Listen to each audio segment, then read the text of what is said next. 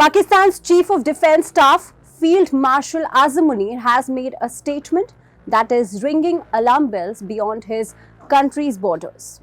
He says Pakistan is now close to achieving the noble purpose of its creation.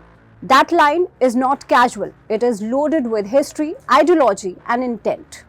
The remark came at a high-profile wedding reception in Lahore attended by Pakistan's political and military elite.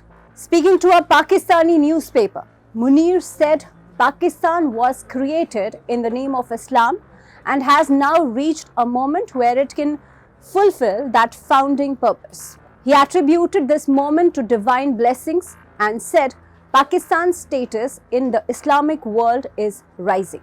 From India's perspective, this matters because Munir is not speaking as a cleric or a politician. He is speaking as Pakistan's most powerful general, and his words signal a clear shift in how Pakistan's military defines itself. Under Azam Munir, the Pakistani armed forces are no longer projecting themselves as just a professional institution defending borders.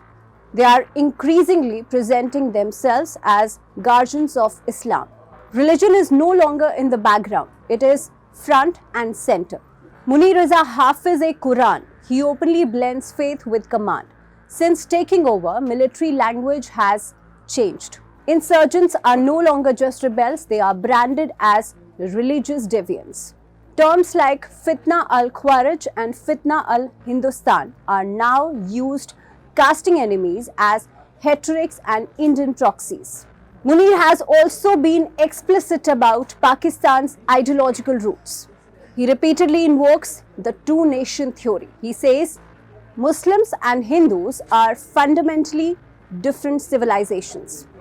In his words, Pakistan's foundation lies in the Kalima, the Islamic declaration of faith. This is not rhetoric aimed inward alone. It is also a message directed outward, especially in India.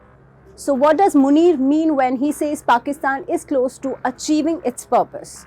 One interpretation is strategic. Pakistan is trying to reposition itself as a key military pillar of the Islamic world. It has signed defense agreements with Saudi Arabia. Reports suggest Turkey is part of a growing trilateral defense understanding. Nuclear deterrence, troop deployments and religious solidarity are being bundled together. Another layer is global politics. Munir has met US leaders including Donald Trump. Pakistan is pitching itself as relevant again, as a security partner, as a stabilizing force, even as a potential troop contributor in Gaza. At the same time, Pakistan has tried to sell economic promises from rare earths to oil reserves, many of which remain unverified. Then there is the domestic angle. Pakistan's economy is fragile, politics is unstable.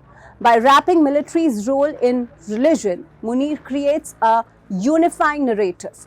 Faith becomes the glue. Criticism becomes blasphemy adjacent.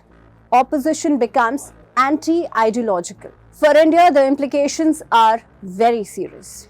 Now, this is the same Pakistan that recently fought a brief but sharp military confrontation with India. Despite losses and exported vulnerabilities, Munir projected victory at home. He ignored facts like damaged runways and India's demonstrated strike capability against critical Pakistani military assets.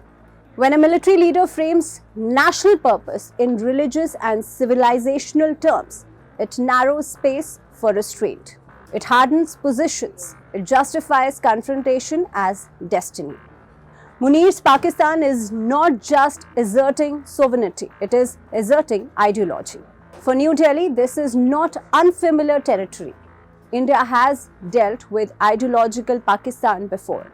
But Munir represents a sharper version, one where faith, force and foreign policy are tightly fused.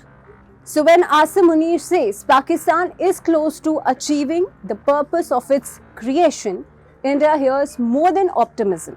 It hears a warning, a reminder that Pakistan's military doctrine is drifting further from pragmatism and deeper into ideological certainty. And history shows that combination rarely ends quietly.